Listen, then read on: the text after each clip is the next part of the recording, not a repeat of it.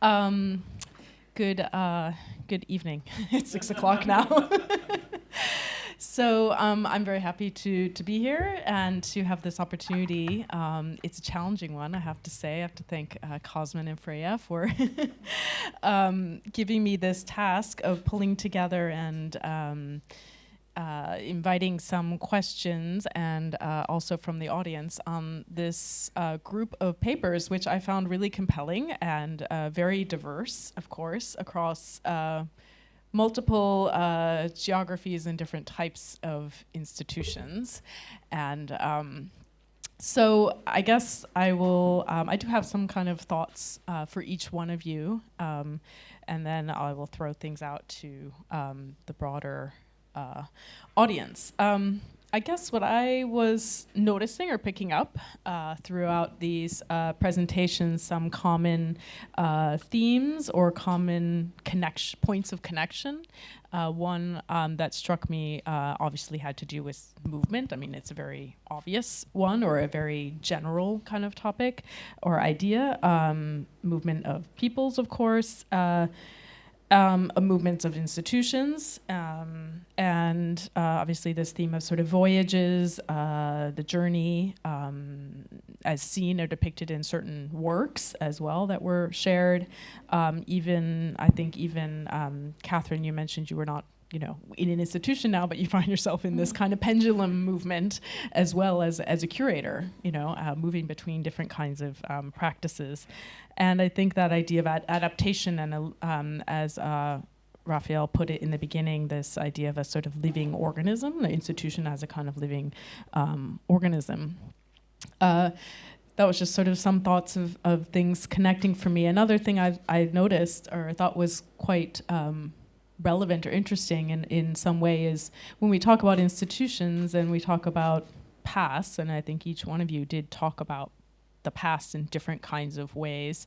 There's the past of sort of the surrounding context and the historical political past, but there's also the institutional past and sort of what the history of any given institution is always informing what it's doing and how it's looking into its own future.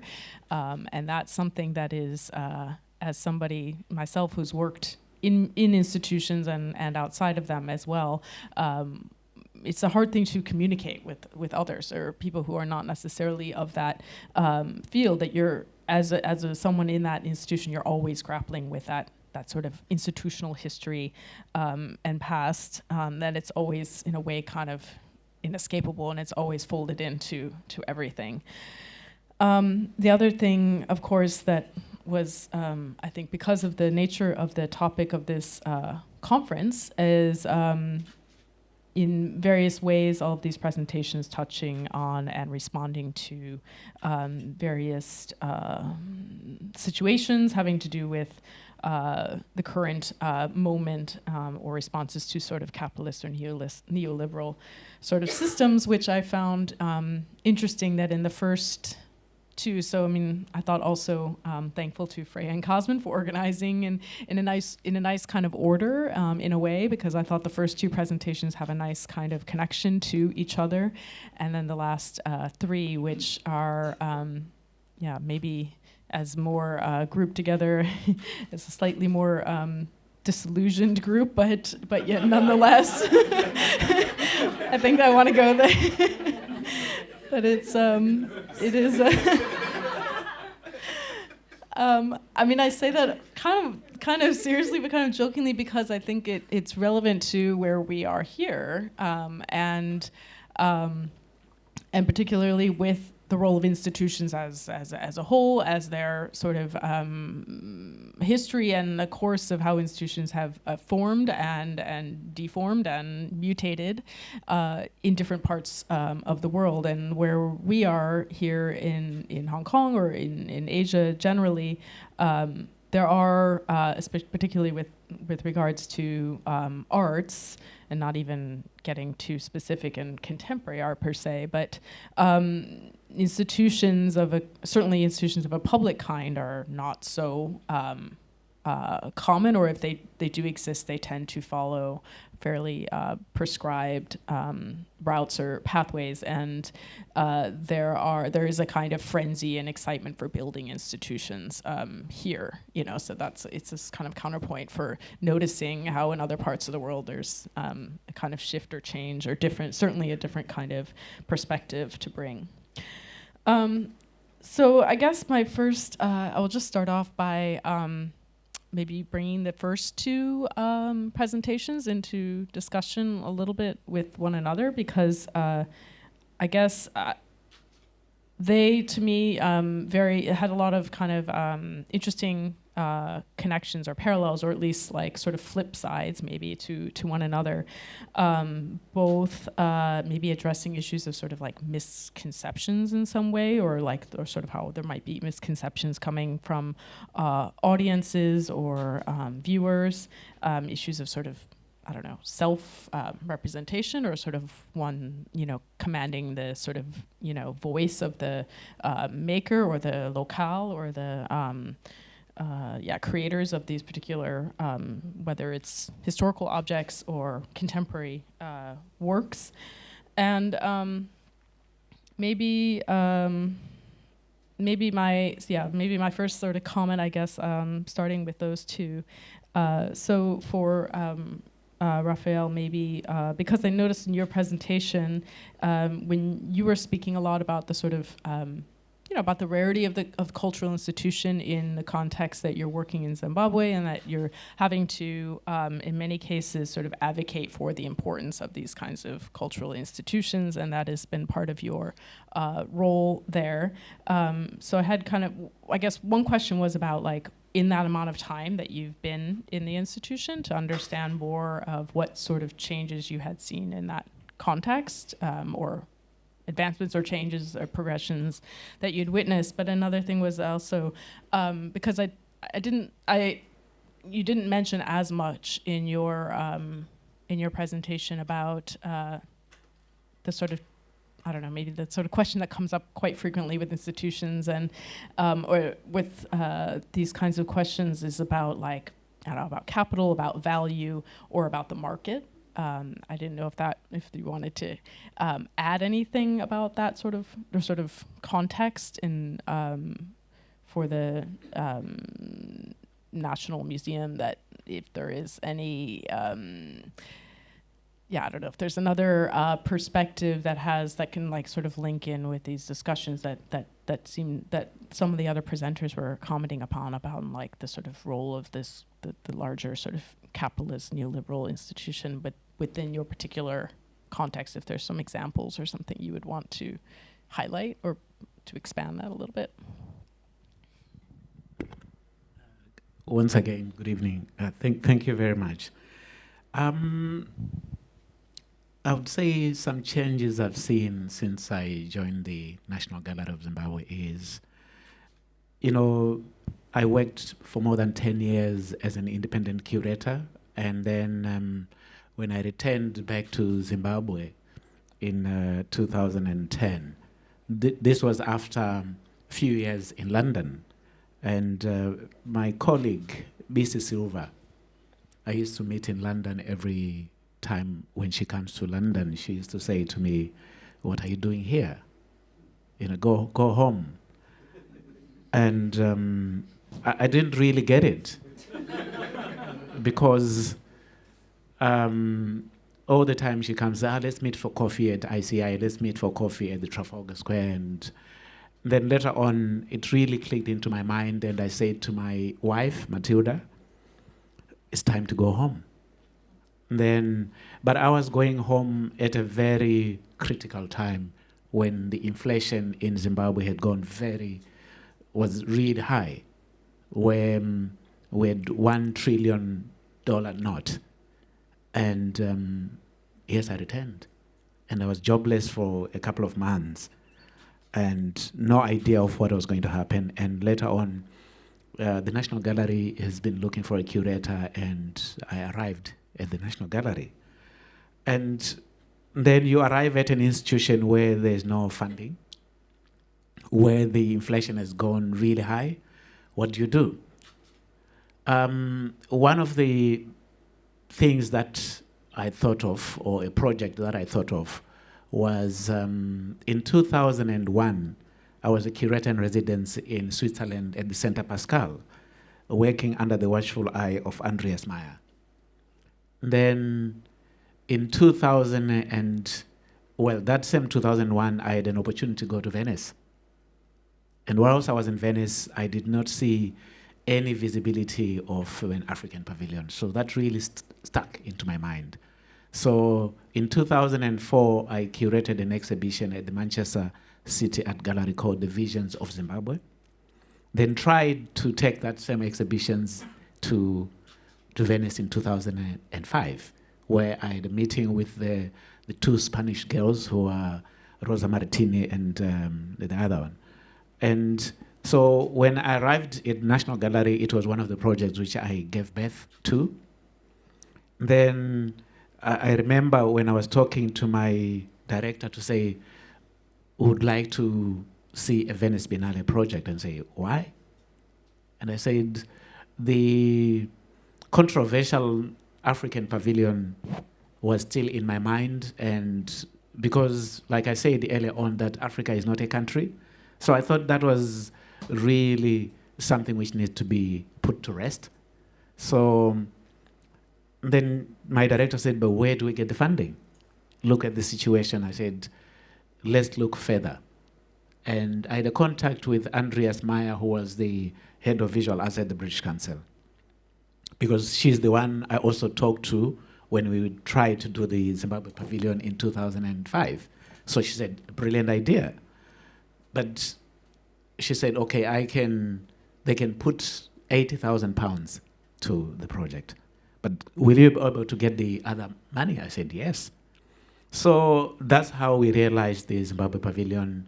Then the Museum of Monaco came into the picture because the prince is married to a Zimbabwean. So it was part of the Lobola to be able to, which is a bride prize, to be able to realize this amazing project. So we arrived at the Venice Biennale in 2011, which was entitled Seeing Ourselves, because the idea of being seen but not seeing yourself, it was questionable. So that's one of the main and major projects we realized. Yes, everybody thought it's Zimbabwe, it's one-off, but for us it was more than just one-off. So we created that project, and it's still existing today in the same building, Santa Maria della Pieta. So that also, it takes me back to your other question about the markets. The idea for us was to create an opportunity for Zimbabwean artists to be seen in a kind of a global platform. A global platform that can take these artists further. And in 2013, that was our second edition.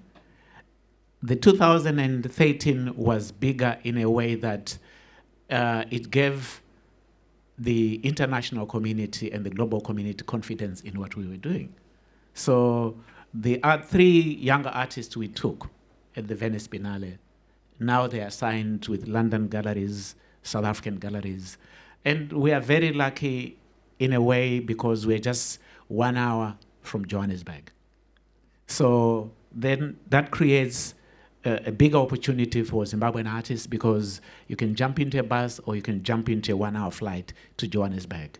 But not only that, but I mean, what is happening in South Africa with the creation, after the death of the Joburg Biennale in 1997, the birth of the Joburg Art Fair and Cape Town Art Fair really is something which is important to the art practice in Zimbabwe and in the continent at large, because the advantage of South Africa is the art market is growing day by day, and the cultural institutions, the independent art galleries that are existing in South Africa are very powerful in a bigger sense, because they are not only looking at South African artists, but today they're looking at artists working and practicing in the continent and those in the diaspora. So that's also very, very important. And a number of artists we've taken to Venice up to today, they are now assigned with these big galleries. But for us as a national institution, our job and our role is to create a platform not only in Zimbabwe, but create a platform outside the country. And I'm sure in 2013 we did another exhibition at the Pigorini Museum in Rome.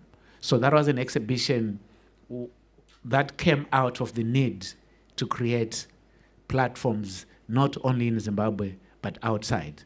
But this is also following the blueprint which was left by the founding director, Frank McEwen. Because Frank McEwen did not only do exhibitions in Zimbabwe, but outside, which was the same with Tom Blumenfield, who was the founder of Tengenenge, which was another cultural institution that was established by a Dutch farmer, because Zimbabwe was under sanctions in 1963, and he turned his tobacco farm into a cultural institution, which was producing mentoring and producing sculptors, which were coming from around SADC regions, Mozambique, Malawi, Angola, and Tanzania. So that was another institution. But way before, in 1930s, you had Canon Patterson, who was a Scottish missionary who established Cyrene Mission. You also had the Swiss missionary, Father Hans Grobler, who established Serima Mission. So the idea of looking outside your own parameters came from long way before we started. So there's a need for us to acknowledge those existence and those histories that shaped the Zimbabwean art practice we see today. Thanks. I have one quick follow-up to that, just because I'm curious. That those representations in Venice you mentioned, so they were funded by another organization or source. So I guess I'm asking, was there at any point anybody within the local context sort of having a question or about why there would be funds put towards having these artists have this kind of global platform? I'm sure there were so many questions being asked in the beginning. But for us, it was important for us to also look outside because of the relationship, because of the collaborating spirit that I talked about. And later on, the government, when we had part of the funding from the Museum of Monaco, the British Council, Culture France, and the European Union, we went back to the government and say, our basket is half full.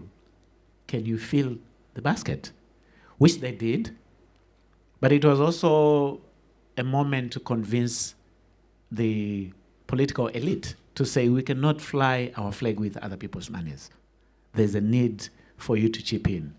And the second edition of the Zimbabwean Pavilion was fully funded by the Zimbabwean government.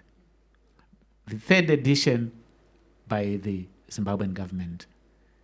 The current pavilion is also by the Zimbabwean government. But what I would like to say is it is very important for cultural workers in the continent to learn the negotiating skills with your political elite, because it is not easy to negotiate bureaucratic cracks. But you have to have a language, because there's a tendency in the continent of knocking in the political corridors, harsh, like there's a need to knock very politely, and we knock at those political corridors politely, they will open their doors. So those are some of the things which I've always been sharing with my colleagues back in the continent. It's not always that when you knock in the political corridors, they'll open right away, but the idea is consistently, but in a very polite way. Thanks. So following on from that, I just wanted to bring in Maya, your paper, your discussion. I found it really fascinating and very close to some experiences I have myself, having worked for a while in an institution in the States, and I know the Met, of course, quite well. But of course, it's a very different organization than some of the others that we have here. A more, as you pointed out, an encyclopedic institution, hugely a wide geographical scope. Even the area that you are working on is itself already covers a lot of different geographies, and I appreciated hearing what you've been doing in terms of trying to sort of activate, in a way, the spaces and the objects that are in the galleries there. And I guess I wanted to just revisit one comment that you made about the way the galleries are installed now, which again, it's like something I know I'm quite familiar with, and I've always enjoyed that display. But as you commented, it is a kind of display that, I mean, you guys saw this image, right, of the gallery, the Oceanic galleries in the Met, with these monumental, huge objects that are I don't know how many meters tall, but it's very beautiful and visually eye-catching. But as you say, not necessarily a place that allows one to dive in a lot deeper. And so, in addition to what you had spoken about in terms of what you've been doing with contemporary artists and practitioners, I guess I was curious to know, are you thinking, will there be a change to that gallery? What is the discussion around that? Because you kind of touched on it, but then obviously we're talking more about the programs. But I guess I just wanted to revisit that, this idea of display and how that how that sort of interacts with your thinking, and as well in involving these contemporary performers or dancers or practitioners. Are they also part growing in or adding to the collection? So is the collection growing in this area in terms of the time frame as well? Okay, yeah, thanks for your question. So the display museologically is very much, the art museum with a capital A, and edited back.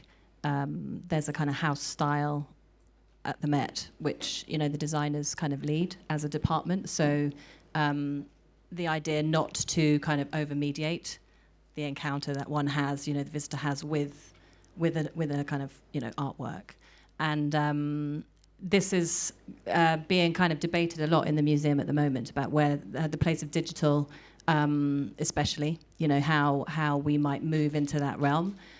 Because people are coming up with projects, and of course that's something that's explored a little more deeply when you have temporary exhibitions.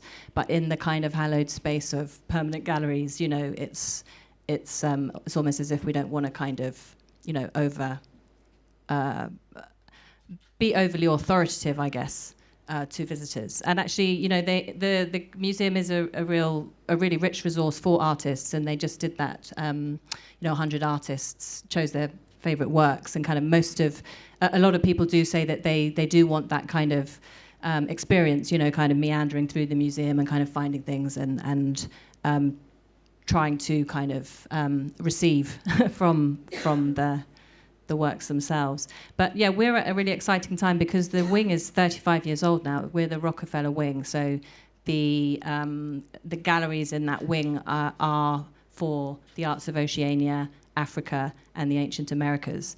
And the collection came to the museum. It was Nelson Rockefeller's collection.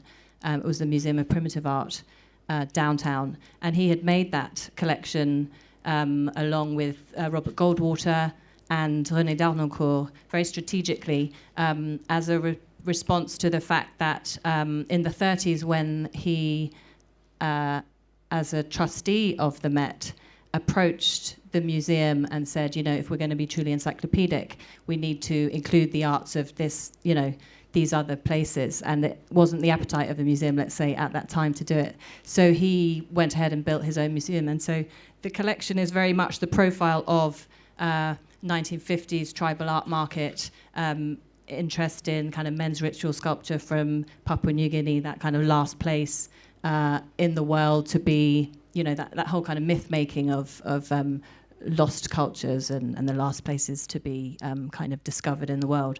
And it's time to kind of revisit the galleries. You know, they've kind of stood the 35 years, but we've just done a project to re-envisage them with an architect. And there's a really great opportunity then to kind of tell a much more integrated story. And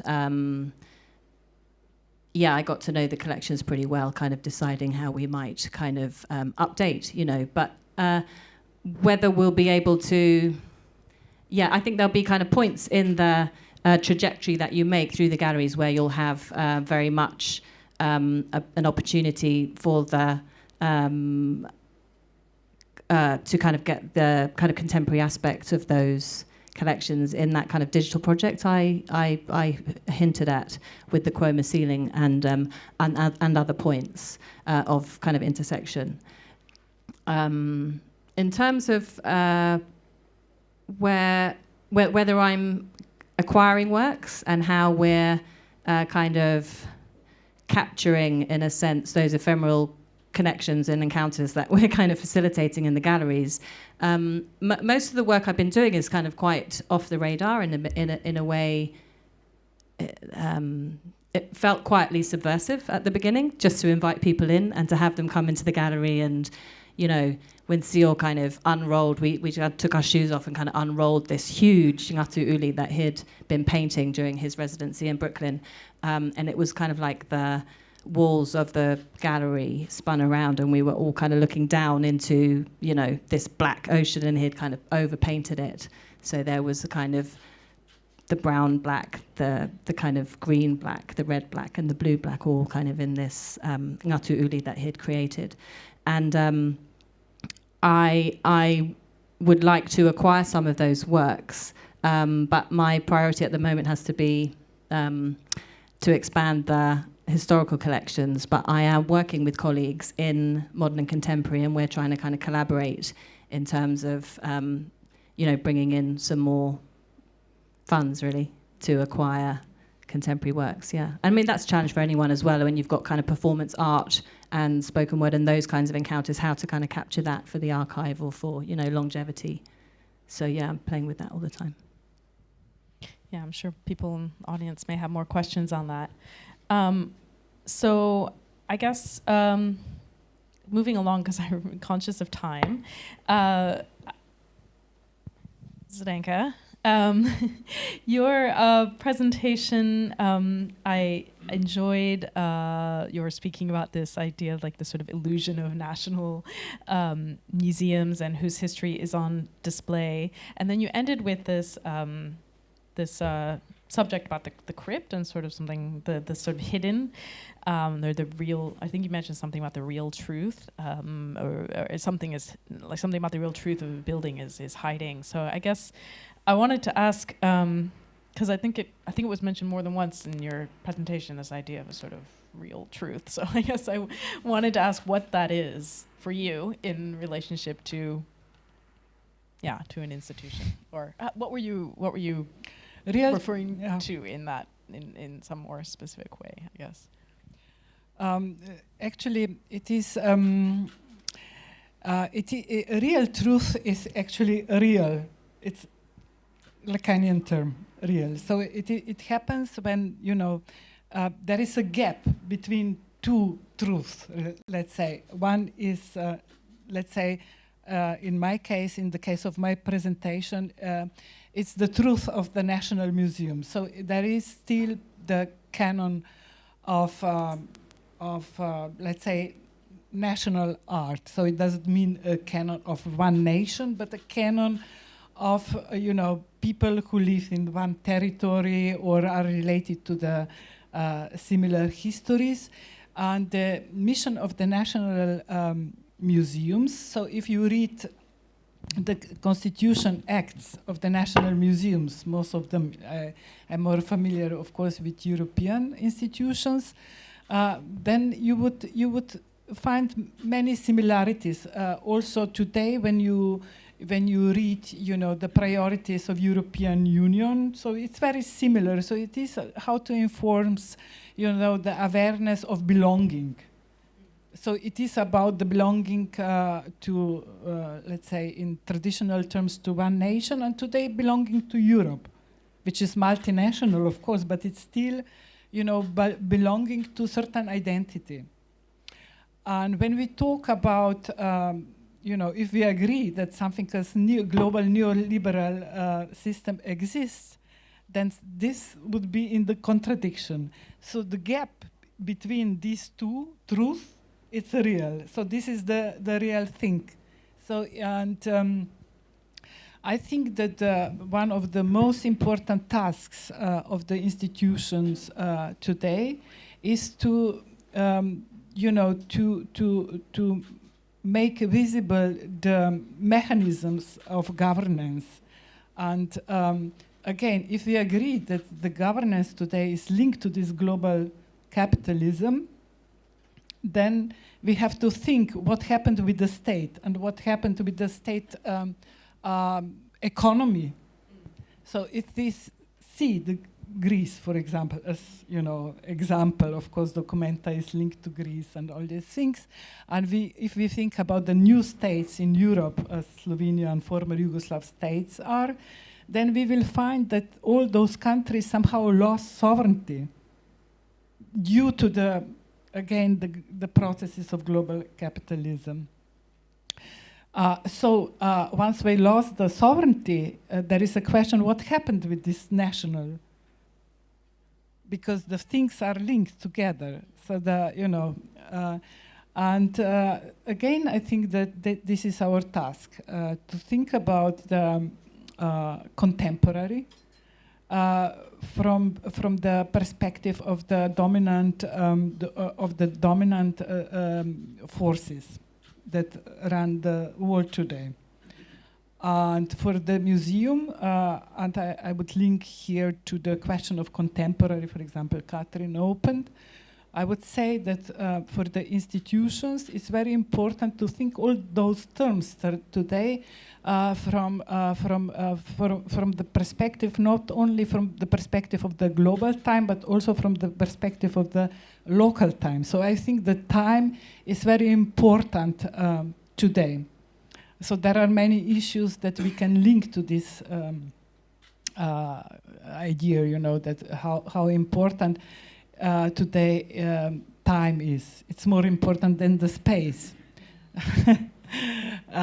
So from from the perspective of those two concepts of time, local and global time, we can say that the concept of the contemporary can't be the same everywhere. So it is always about contemporary as I would define it. I also did one exhibition with the title Present and Present, so where I wanted to define what contemporary is. And I would say that in this title, present would mean the time that we live, and presence would define our active position. And the active position of the institutions, and here I think I would really agree with you how important are the local institutions, because we are too much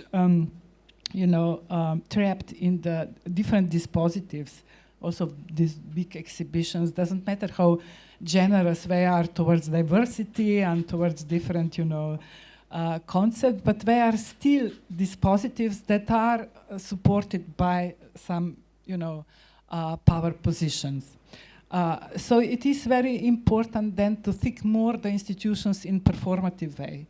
And through the performative way, you can open the door for this active position, which is, at least as for me, crucial to define contemporary. Yeah, I think, as you said, this defining contemporary, I mean, this is a topic that obviously it comes up quite a lot in this part of the world as well, because there is constantly an urge or a desire and sometimes a kind of acknowledged sort of need for there to be almost in a way a sort of more of a history of contemporary, or what is contemporary art, where is it emerging from, how is it grafting or connecting to the modern, and of course that is different in every different locale and sets of conditions, but I always do appreciate what we can find ways to think more of the present, right, rather than to rely necessarily on the term of contemporary, which I think sometimes comes with too much other loaded issues, and just try to look at this kind of moment, and as you say, a sort of active kind of current situation. So I'm a little conscious of time. I have like two more quick questions, maybe because that does relate, I think, quite closely to what Catherine, you had mentioned also, like sort of what of like now. But I actually, in listening to your presentation, and it was really something that came up to me at the end, this is like sort of switching directions a little bit, but I guess I was struck when, and it does relate as well to what Niels had said. I mean, you both, or Catherine commented on what Niels had commented on about the sort of idea of exhibitions versus projects, or using this sort of terminology that we've have found ourselves switching to quite frequently, and the sort of language. And I think also, I guess I wanted to maybe bring into the conversation a little bit this idea of sort of, the artist and curator, and partially because I felt in listening to some of the projects you were describing, which was really interesting to imagine these without having the visuals, but the way that you described these two projects, which, or at least the first one, was like that it does seem that there is at some point there's that sense of openness, there's a sense of a kind of condition or place or framework being created by the artist, but there's, it's quite open-ended in how it may, play out. And it made me, sort of think of like, sorry, then you also mentioned the Berlin Biennial that followed yours, and that was curated by an artist, actually, right? So then I started thinking of like how, or in what cases, do we switch this term to project as opposed to exhibition? Are we linking project more to, an artist created kind of thing? And in what ways artists are playing roles of curators sometimes today, and how that sort of interacts with the role of institutions as well, because an institution is like always, has to uphold the sort of role of the curator within it. So as somebody, I guess, who's moved in the pendulum back and forth, I don't know if you had any comments on that sort of subject or topic to. I would have more comment on institutions. Sorry to switch again, because I also think that we need institutions. We need public institutions, and the question is, what is the public? What is publicness? And how I think we have to fight somehow for more independence also, because the public institution became very much dependent on sponsorship, on political wills, political influence, and so on. It was most probably always like that, but I at least experienced in the early 90s a different situation. And it became very difficult nowadays for public institution to really shift something, I think, because there are too many different desires connected to institutions. So this, I think, it was also interesting topic with Documenta, from my point of view, really raising the question specifically in Athens, making one part of the show in Emst, which never opened as a museum. So there was never money to open it, and the documenter pointed on that, how important it is for civil society to have a public institution where founded by public and not founded by other money with all the interests. And I also think the documenter brought up another terminology, unlearning, which is now a little bit too often used. But I think also with the institutions, and also I have never been in Africa, unfortunately, but I also think this is a possibility. And now also with the migration movements, Zenke was talking about it, to learn from these new realities and to unlearn these empty structures, empty perspectives we have at least in Western Europe in many institutions. I think it's a very interesting moment, and then in this case, in this perspective, or in this regard, artists are also super interesting to more listen to more follow point of views, listen to the artists and break up these empty ideas of institutions and shift it into a new perspective, always with the background that it should be public and not privatized, or not partially privatized, because this is also part of the contemporary art regime, to privatize as much as possible and to pretend that it's public.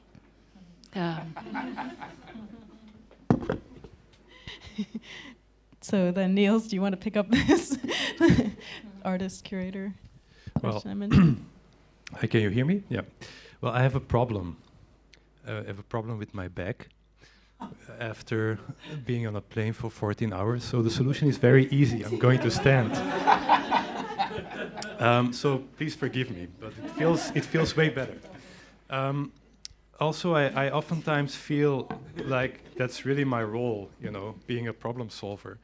I once heard somebody at another conference say that we are in the profession of making problems, like inventing problem positions from which to speak. And that really goes against my own practice. I feel like I'm most of the time just a problem solver. So a problem in itself is not interesting. Trying to imagine an alternative to it or a solution is potentially makes a curatorial practice interesting for me. So, coming to this terminology, I don't know. I mean, it's really difficult. I think also like this debate about artist-curator is really an old debate, and I mean, some of the most significant exhibitions in the past, in the 50s, in the 60s, have been curated by artists, or the role of curator and artists have always been somewhat interchangeable. It's very specific projects. I'm thinking now of one of the, let's say, founding fathers of contemporary curating, Alexander Dorner, who really worked very closely with artists like Laszlo Moholy in conceiving projects together. So I don't think this adds anything new, and I don't think it's also a very relevant question. It's just, I think institutions need to provide or open up their way of working and really cater towards these changing dynamics in the curatorial field as well. Yes, I agree. Now I will sit down again. Maybe I'll open up and see if there's anyone in the audience or any of who would like to make any comments or pose any kinds of questions to our panelists.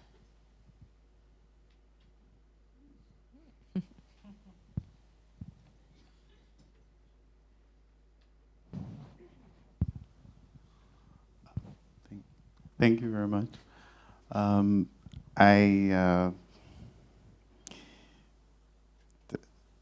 had a question about this idea of bureaucratic logic.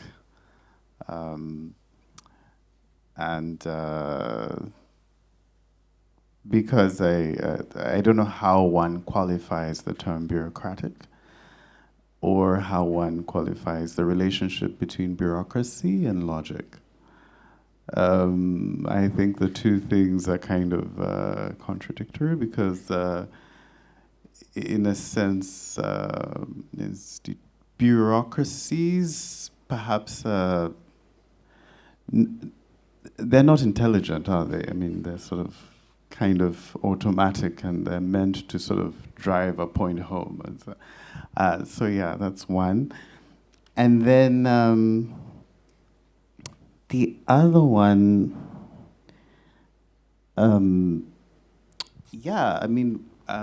was about the art critics at Documenta. Really, I felt that this idea of young art critics being stuck in an understanding of contemporary art is a very, I think it's true, but also at the same time, how do you, is it a crisis of art criticism? Or perhaps, are we not talking about contemporary art within Europe, which seems to be more and more the case? Is it the idea that these art critics cannot write about art that is not from Europe? Or is it just, you know, that they're more interested in minimalism and postmodern photography and, you know, a bad painting and, you know, and that sort of thing, and anything else is out of the question. So for your first, were your questions directed at particular speakers, or did you want to invite certain? Yeah, did you want to invite certain people to answer your question? I think you felt that the bureaucratic logic applied to you. Administrative logic. I think it was. Yes. I mentioned. I thank you very much for a very intelligent, logical question. Of course, there is maybe I didn't use the right word. Maybe I would have better used the word system. Bureaucratic system, and I would here refer to the biopolitics. So biopolitics is very strongly based on the statistic. So if you want to, and of course, you know, I'm referring to biopolitics as a dominant politics today, and if you want to rule the whole world today or part of it, whatever, you need to know it. And the easiest way to know it is to use the administrative system, the statistic, right? And what is, you know, bigger political organisms you have. You know, in one state it was easier, but as soon as we have bigger transnational political organizations as European Union is, or it can be that once we have a world system, you know, the administrative logic or system is becoming more and more important, and we are actually already the victims of it. In terms of culture, we can see, in my case, I mentioned it regarding the European Union cultural programs. So what is becoming more important is to, you know, of course, everything from the beginning sounds beautiful. You know, there are programs related to the migrations, tolerance, all this democracy, you know, beautiful words. But when it comes to reality, what counts are, you know, how much you fit to the regulations, right? And that actually was what I was mostly referring to, and I think that is really becoming the dominant system. And anyone else want to answer this question about art criticism?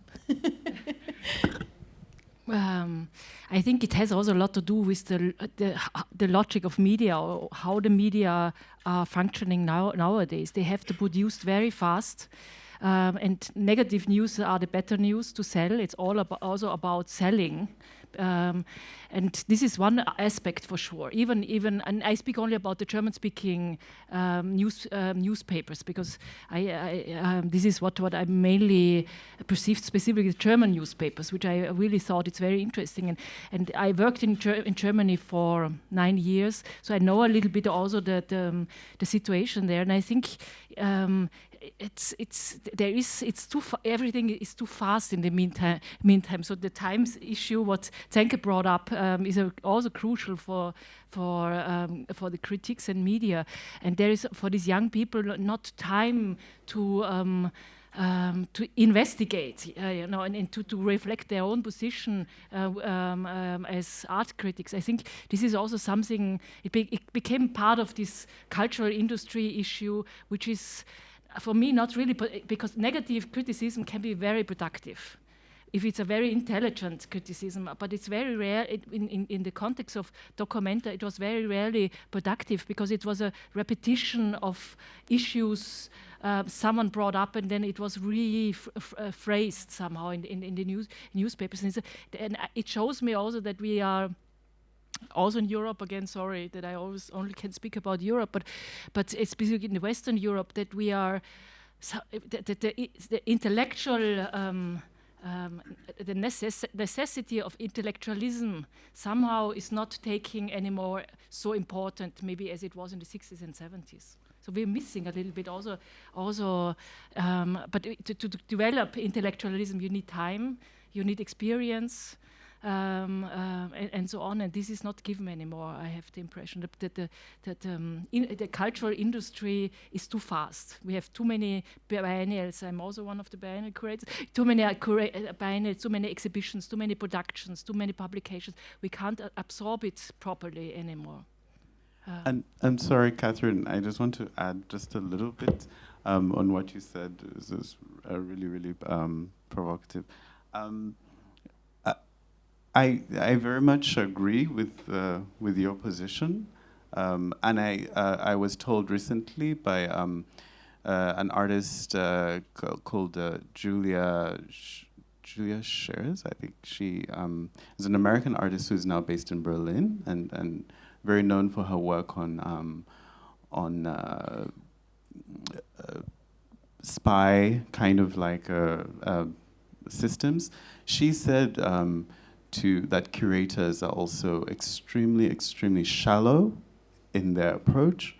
It's not only art critics, and curators are very easy to say this is bad art, this is good art, this is a bad artist, this is a good artist, and that curators use this kind of language as well. So I agree with you. I think in general we have this judging situation, you know. You go also through and I think this was a disturbing thing for many people with Documenta, because in the Documenta of Caroline Borcaire, whatever, they said good project bad. So the people went through at least professional. In this document it was very hard, because you saw a painting of Wroblewski, and a German writer in the FAZ wrote, it's an interesting subject. It's about the time after Holocaust and so on, but it's a bad painter, you know. So he judged it, although he's a key figure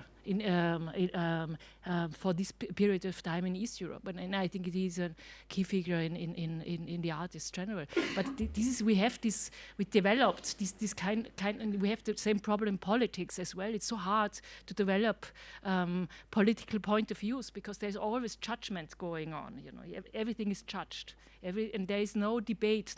What Schlingensief was so good in, to create controversial discussions. It's almost not happening anymore. Yeah, and I mean, I think it is true that I totally agree. The judgment thing plays a role, and it's always easier to sort of have something negative to say, because that's sort of almost easier to find a way than to say that you respond positively to it, because then you kind of have to explain why, right? You open yourself up to that, and it's a kind of ease of convenience. Did you have something you want to add? I think we're doing the same thing. We're doing the exact same thing, pointing out something negative. And I think it's just the way our brains are wired, you know.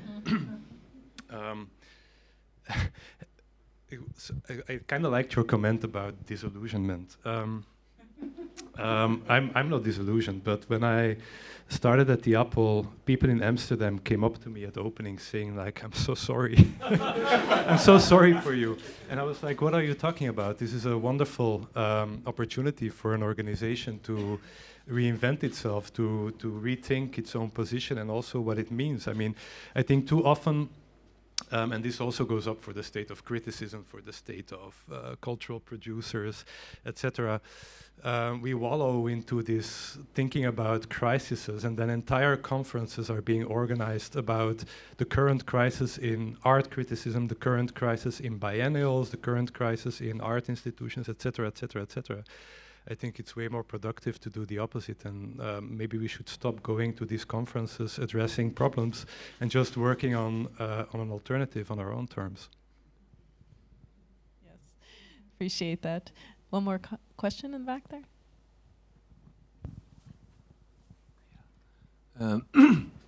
My name is Guangxin Chen. I'm the editor of Inter-Asia Culture Study, doing it since 2000. I'm not certain I'm the only person 90% outside of art world. So I'm going to make some noise. And my only qualification is this. I've been working with some of the known so-called curator, whatever that means, with Johnson Chen and Gao Shiming. Curator, and in the art world you say anything you want, right? And curator is organizer, that's all. But what's the specificity for the art world? I don't know. And these are the guys who will say, art is empty. As long you're there long enough, you say this is art, right? But art was a larger, at least is a part of a larger intellectual world. Yes? But then, I don't know, Cosmic, I'm going to throw a small bomb. I mean, this is so typical of the art world gathering, right? And we were talking outdoors, so, I mean, nice air and so on, people sitting in the stupid air conditioning and so on, and so forth. But I guess what I want to say is it becomes so self-serving. And talking about disillusion, we have no right to be disillusioned. Well, of course you do, right? And I mean, as an intellectual, you just go on to do your critical intellectual work, right? And then locked in this thing about artwork. But who give a damn in some way? I mean, if you're not doing something, it's disconnected with.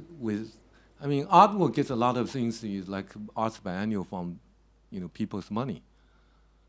And then so privileged to create an institution like this, and we call 蚊子馆 to raise mosquito, right? And so on.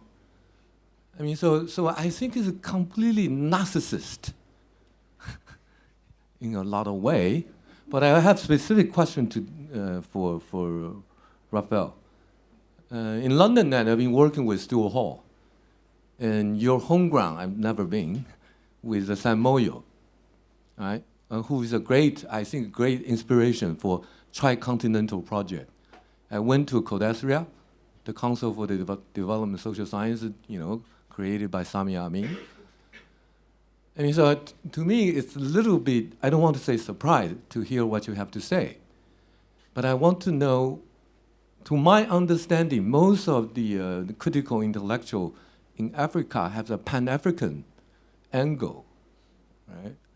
I mean, so even in Zimbabwe, I mean, Sam Moyo created this institution called African Institute for Agrarian Studies and so on. It's always a Pan-African outlook. So what is the story with Pan-African, in actual so-called, even we're limited in the so-called art world, practices. And I mean, how do you position, because you mentioned about all these exhibitions outside and so on. South Africa is not in Africa anyway. in my view, right? And then what about, I mean, Zimbabwe is really a critical site for Pan-African intellectual gathering or what have you. So do you want to, I think you know what I'm saying. I don't think I know what you're trying to say. But, you know, the ideas behind Pan-Africanism, those ideas started way back, because remember that Africa was a colony for many years. So a lot of the liberation struggle movement in Africa to define themselves, they to define themselves in a Pan-African thinking and putting Africa and making sure that the movement in Africa to liberate themselves, they create homes for each other. Creating homes for each other was to make sure that one other African country that gets independence can create refuge or homes for the others to be able to fight the colonizers. A good example is for Tanzania. Tanzania became a Pan-African movement home for the continent. For us to be liberated, including South Africa, which you say you don't think it's not part of Africa, it is part of Africa in a very big way, and it will remain part of Africa because for all of us, Zimbabwe, Mozambique, Angola, Namibia, and Zambia, and many other countries, Tanzania was a home for us to be able to fight the colonial institutions. Like I said earlier on, the independence of Africa was not only about political and economic, it was also about cultural independence for us to be able to liberate and to claim what we lost during the colonial period, which today I look at museums in Europe, in America. Yes, they house these objects. They're houses of stolen goods. So Pan-Africanism was to define what Africa is and what Africa needs in order for it to speak for itself. And today, the Pan-African ideologies are still there. Remember, the independence is an event, but the processes of getting independence are long because those processes take time to negotiate, and this is why cultural institutions are sites of knowledge production and sites for dialogue.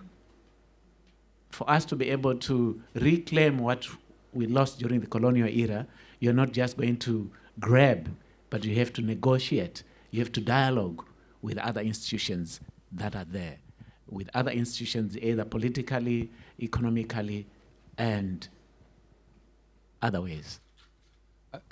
Quick follow-up. I understand what you're saying, but I think in African context only, I've been to Nairobi, Kampala, Addis Ababa, and all. I think the so-called art world is very, very large, not necessarily in the so-called museum institution, but huge art galleries, in the shopping mall and all these things, congruent with the popular life. And so in that, I guess specifically I'm asking, even occupying the space of the art institution, right? I mean, I don't believe you're simply a Zimbabwean nationalist. It cannot be that way. So what is the task for, in that sense, because you only mentioned about, connection with outside Africa, and so on. So what is the networking of the art institution within Africa? I'm sure the networking with art institutions in Africa, I mentioned Dakar, Binale, ex-Lagos, and now there is a new Binale that will open in Lagos next month. The Bamako, Joburg Art Fair, and many other art institutions. Let me look back into independent art institutions that have been given birth in the continent today. The CCA Lagos, founded by B.C. Silva. raw material company founded by Koyoko, Kampala Binale, Kla Art in Kampala, the Joburg Art Fair, the Cape Town Art Fair, and the newly opened museum. And these are institutions that are there created for us to be able to network. I remember a few years ago, well, many years ago when the Johannesburg Biennale died, we thought that was the death of Africa connecting with each other, Africa connecting with the world. But one way or the other, the African people, the African artists and curators came out with other ideas. And those are ideas today, if you're traveling within the continent, you know basically that there's something happening. I'm sure that there are a lot of platforms. It's not cheap to travel in Africa, but one way or the other, we always find ourselves in Nairobi, we always find ourselves in Kampala, we always find ourselves in Cameroon, in Dakar, in Lagos. And that is very, very important to the development of contemporary art in the continent. What is the role of African Union in this? The African Union, like I said earlier on, there are a lot of bureaucracy within the African Union or within the African continent, but it is our role as cultural practitioners to negotiate those spaces so much that the African Union can take up the role which the European Union is doing. But I mean, it's still a long way to go. It's not an overnight event. It's not an overnight thing. You have to keep on negotiating. And these processes are what the African curators and artists and thinkers are doing. Thank you, Raphael. I'm afraid that we've reached our time limit.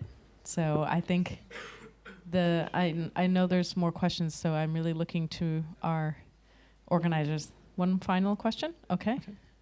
Ngā mihi kia koe moto mahi maya. Kia ora, and I just wanted to ask a question around as the only indigenous curator from our region representing us in an art museum or encyclopedic museum context within North America, with all of the booty of stolen goods, of ancestral belongings that are treasured. I see the crisis of cultural relevance in institutions that a lot of people were talking about today, and the kind of becoming relevant that you're enacting through activations with our communities, a lot of the people that I know as well who've been through the museum walls with you. I want to ask about emotional labor and how much cultural competency kind of thinking the institution is coming on the journey with you rather than just tokenizing you and exploiting your labor. That's a really lovely question. Because, sometimes I have felt kind of like a lone pawn in this big chessboard. And, I guess, just... I was having a chat earlier with someone.